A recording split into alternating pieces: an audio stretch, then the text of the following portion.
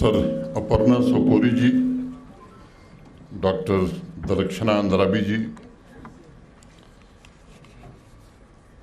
Principal secretary information Shri Rohit Kansal ji, special DG CID Shri Rashmi Ranjan Swain साहब, कश्मीर के divisional commissioner Shri Pandurang पोले जी, यहाँ के DIG Shri Surjit Kumar ji, DC Srinagar, SSP Srinagar, director information और पब्लिक रिलेशन श्री अक्षय लाबरू जी, जम्मू कश्मीर प्रशासन के हमारे सभी सहयोगी और ख़ास तौर से इंफॉर्मेशन डिपार्टमेंट के सभी अधिकारी, सोपोरी साहब के सभी परिजन, कार्यक्रम में उपस्थित युवा कलाकार, नेशनल एंथम कंपटीशन के सभी विजेता, देवियों, सज्जनों और मित्रों,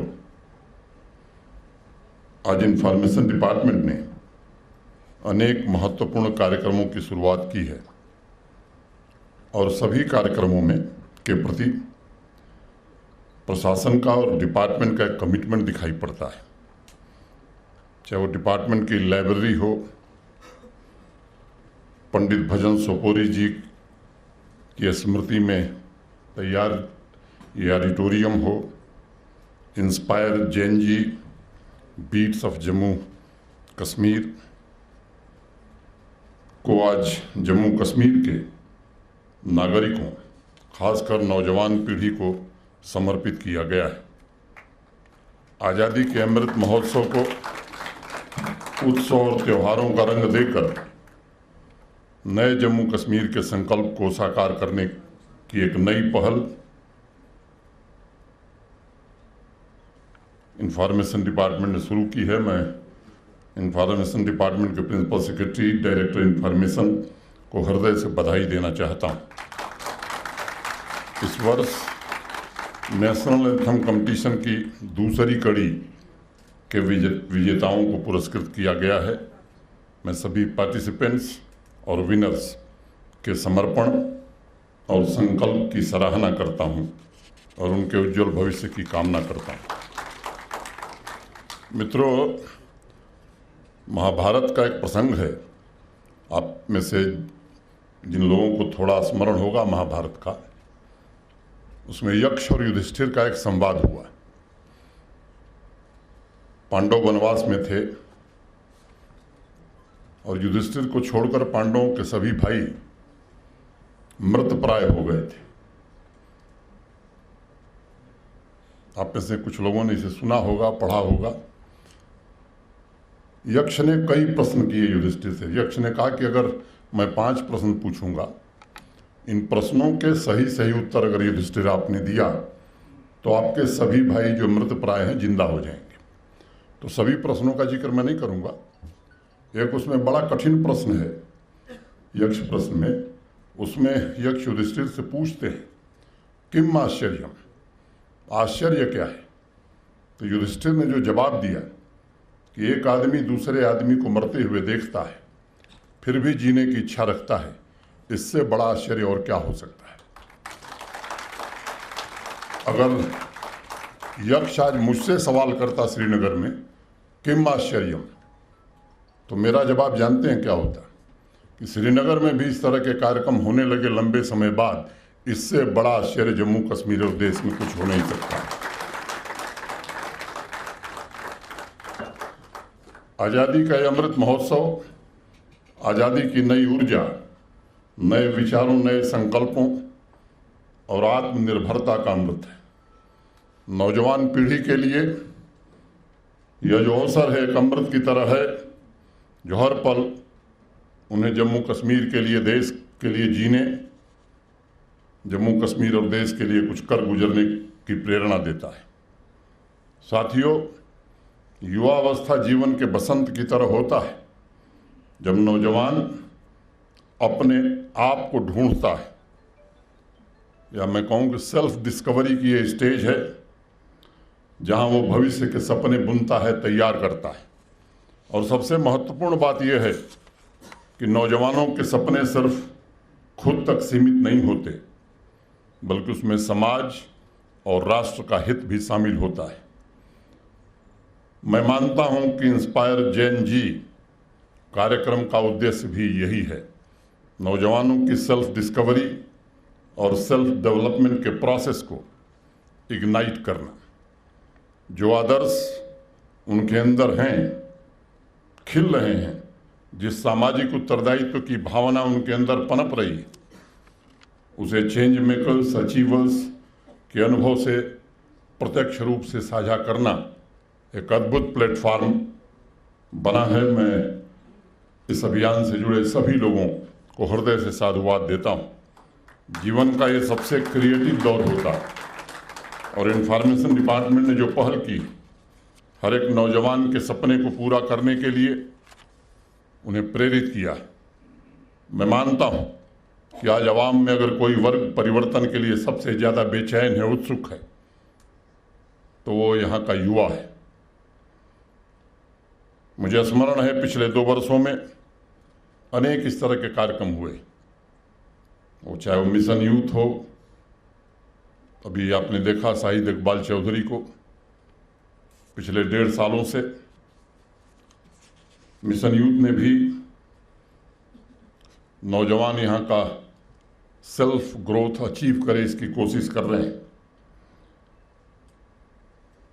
एक बात मुझे साफ तौर पर नजर आती है, आज यहाँ का युवा महसूस कर रहा है कि परिवर्तन जो हो रहा है इसे गति मिलनी चाहिए। मैंने महसूस किया है कि अधिक संकल्प शक्ति के साथ यहाँ का नौजवान सफलता के सर्वोच्च शिखर पर पहुंचना चाहता है। वो भी महसूस करने लगा है कि बेरोजगारी की समस्या का समाधान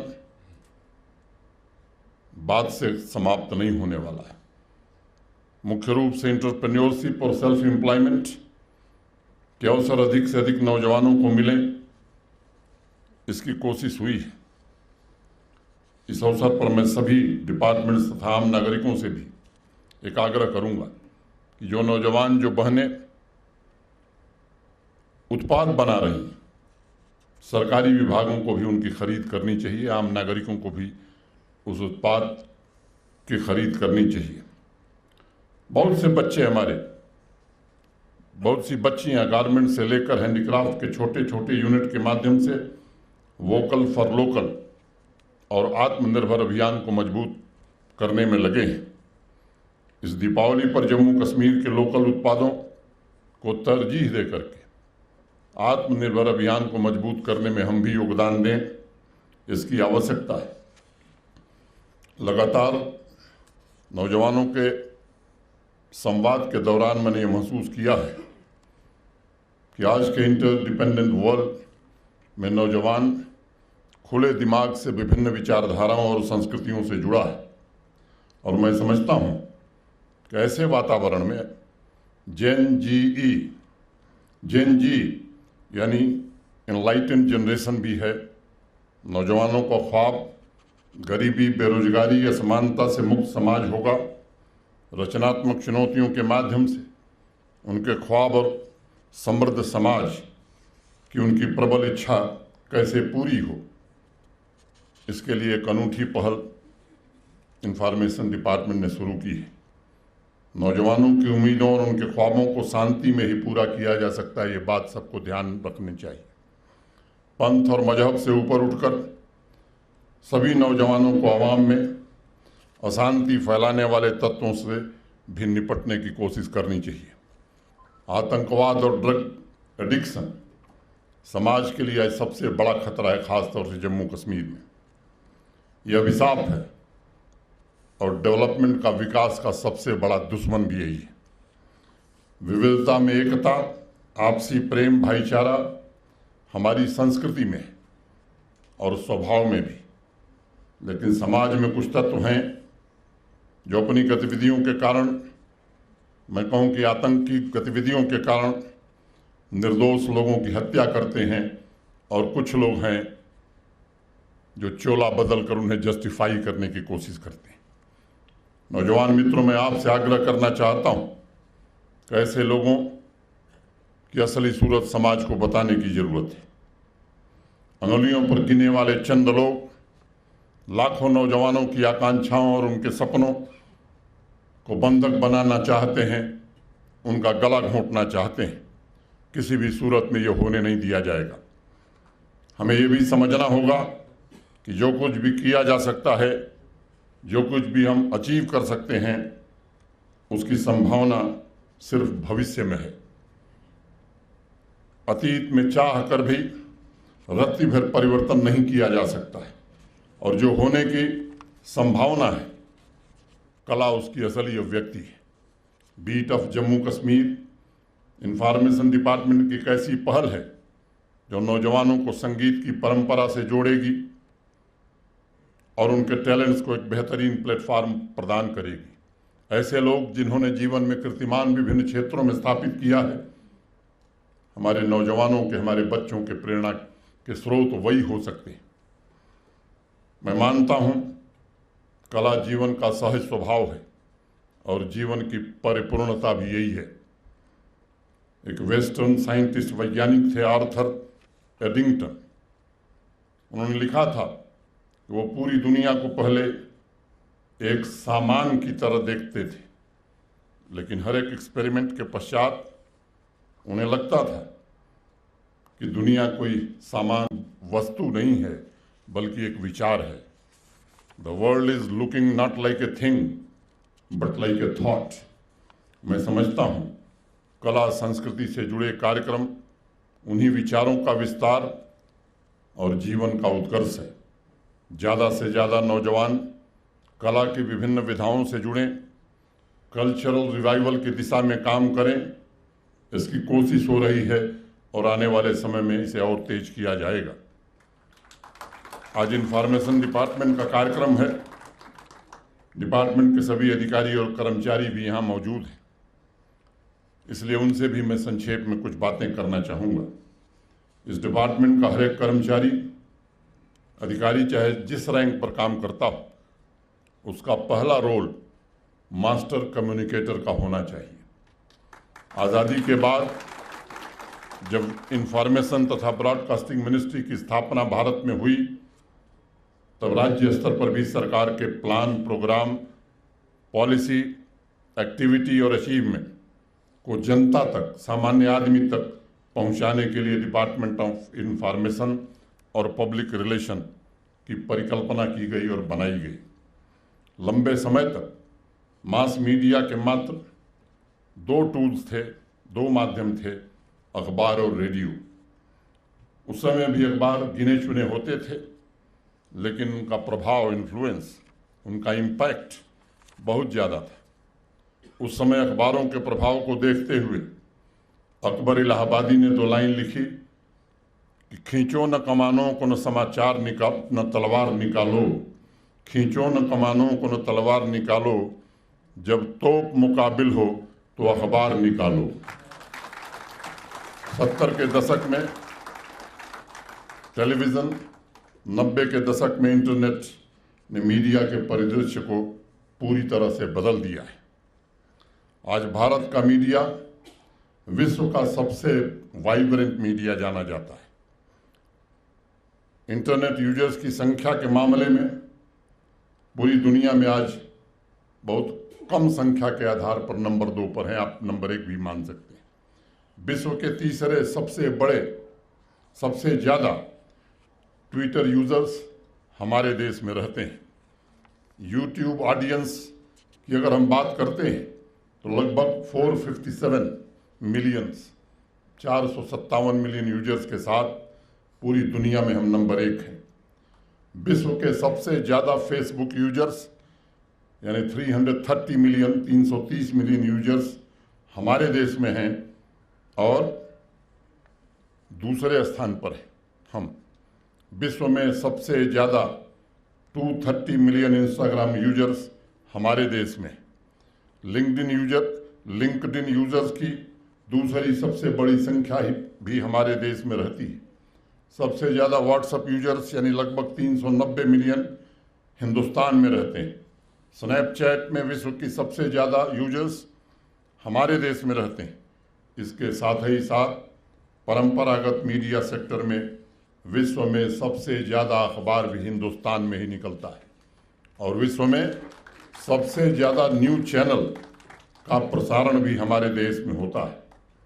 इतने सारे मास मीडिया के टूल्स के उपलब्ध होने की वजह से जहां इंफॉर्मेशन भेजने में सुविधा हुई है, वहीं दूसरी तरफ डिसइंफॉर्मेशन की चुनौती भी खड़ी हुई है। प्रेस के अधिकार, सिविल राइट्स, प्राइवेसी, पत्रकारों के विचारों के व्यक्ति की स्वतंत्रता सुरक्षित रखते हुए जहां आपको सही सूचना पहुंचानी है, वहीं मुझे लगता है कि एक और जिम्मेदारी है, वो अनरेगुलेटेड वर्चुअल वर्ल्ड में डिसइंफॉर्मेशन की चुनौती से निपटना भी है आपको। मैं मीडिया की पूर्ण स्वतंत्रता का पक्षधर हूं। मैं व्यक्ति की आज़ादी में यकीन रखता हूं, लेकिन ये बात हमें बराबर ध्यान में रखनी होगी कि व्यक्ति की स्वतंत्रता कभी भी देश की अखंडता और अस्मिता से बड़ी नहीं हो सकती है। अगर कोई देश की अखंडता और अस्मिता का हनन करता है तो फिर हमें विचार करना होगा। और इसीलिए हमारे संविधान निर्माताओं ने फ्रीडम ऑफ एक्सप्रेशन का जब अधिकार दिया तो वहीं इस बात का भी जिक्र किया, रीजनेबल रिस्ट्रिक्शंस का भी प्राविधान किया। आप सभी को प्रेस फ्रीडम को प्रमोट करना चाहिए, सही जानकारी उन लोगों तक पहुंचे, ये कोशिश होनी चाहिए। साथ ही साथ आम जनता को प्रोपेगेंडा और अफवाहों से बचाया जा सके, इसकी भी जिम्मेदारी आपके कंधों पर है।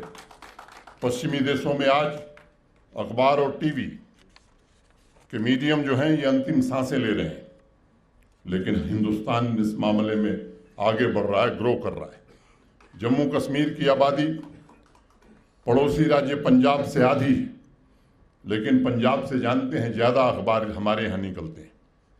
पंजाब में आज की तारीख में 357 अखबार न्यूज़पेपर निकल रहे हैं, जबकि जम्मू कश्मीर में 428 अखबार निकलते हैं।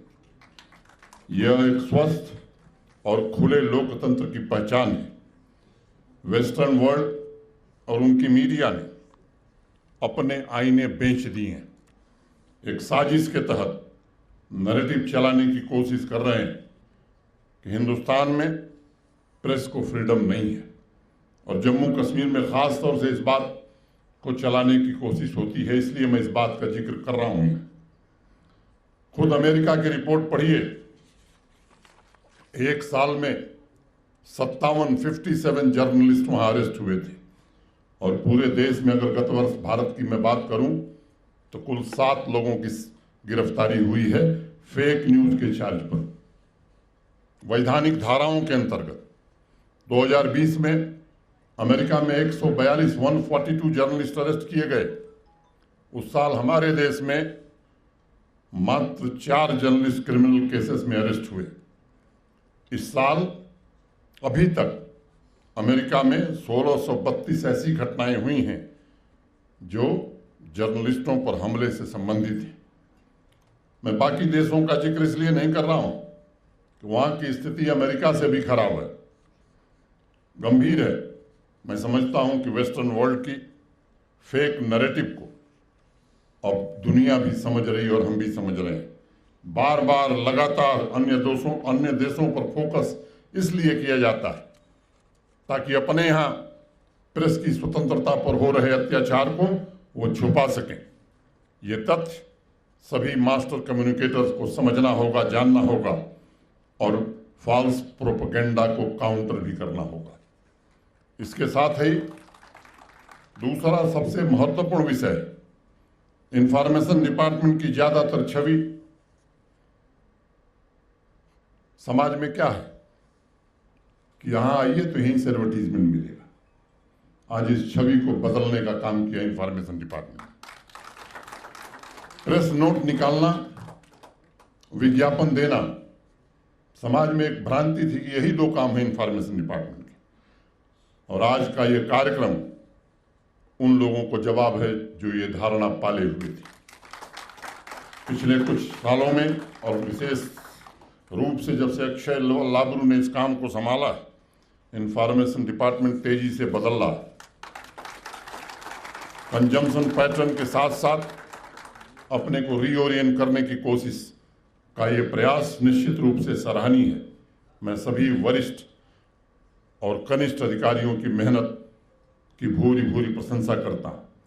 मैं आप लोगों से एक और आग्रह करना चाहूँगा कि जब भी जनता तक उनकी सहूलियतों की जानकारी पहुंचाने के लिए कोई कैंपेन चले, उसके लिए प्रभावी तरीके निश्चित रूप से, ताकि सामान्य आदमी तक बातें पहुंच सकें, उस माध्यम का चयन करने की जरूरत है। उदाहरण के तौर पर बीट ऑफ जम्मू कश्मीर को नौजवानों तक पहुंचाने के लिए अभी जब डायरेक्टर इंफॉर्मेशन बोल रहे थे, उन्होंने कई माध्यमों का जिक्र किया।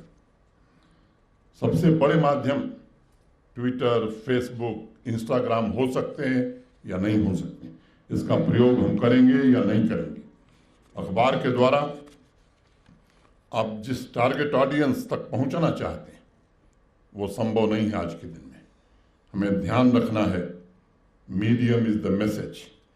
इसलिए सही मास मीडिया टूल्स का चयन करना ये हमारी जिम्मेदारी है। मैं आप सभी को दीपावली की हार्दिक शुभकामना देता हूं अग्रिम।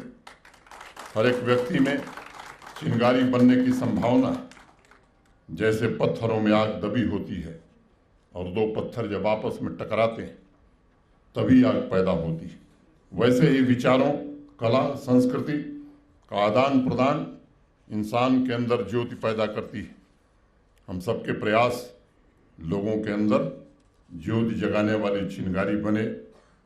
मैं प्रभु से ऐसी प्रार्थना करता हूं और इस उल्लेखनीय पहल के लिए इंफॉर्मेशन डिपार्टमेंट को बहुत बहुत शुभकामनाएं देता हूं। और बहुत लोगों ने